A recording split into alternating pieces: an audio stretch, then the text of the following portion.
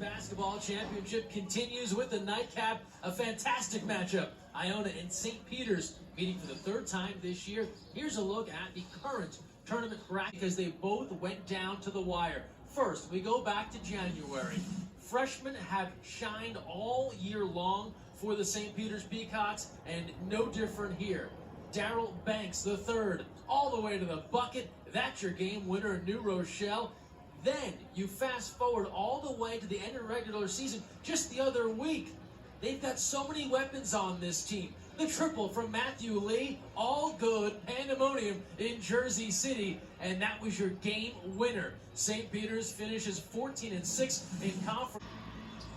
Good intensity here from Iona. Everything's closed off for St. Peter's, except that Matthew Lee right down Main Street, countered and the foul. Talked about Lee being aggressive on the defensive end, being strong there, going to the basket right at Isaiah Washington, looking for an and-one situation. And I love the youngsters nowadays. He gives you the symbol, or giving you an idea that Washington was too small for him as he got into the lane. Second look from behind the basket. Now, Greg, what would you do if I did that to you and I get into the lane and score and tell you, or at least give you that sign that you're too small? You better watch out next time down. That one had dropped. Isaiah Washington would have been in some kind of zone here. Lee now to respond. Off the window! The bank is available late in Atlantic City for Matthew Lee. Lee didn't call glass, but he'll take it. A one-point game, 50-49. Defense generating offense off the stop. That was a transition type basket.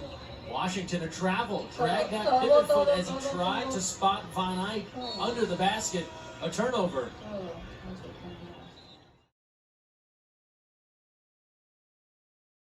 St. Peter's, timeout called. A 9-0 run, the latest. Lee from downtown, off the glass. He'll take it. The Peacocks coming all the way back, up by one. Squaring you up, not needing to put the ball on the floor. Quinn Taylor there again.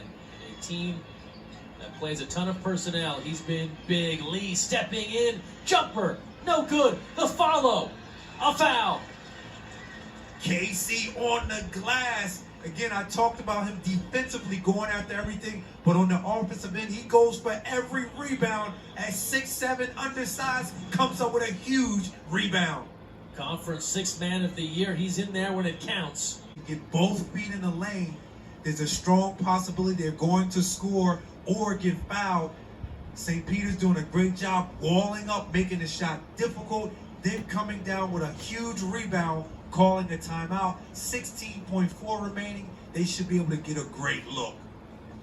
Now, last time out, top of our show, in the last two meetings between these two, one possession ball games at the finish. It was Darryl Banks the third with the driving layup to beat Iona back in January. And then just last week, it was Matthew Lee, the go-ahead triple to defeat the Gales. So those were the two heroes in the previous meetings.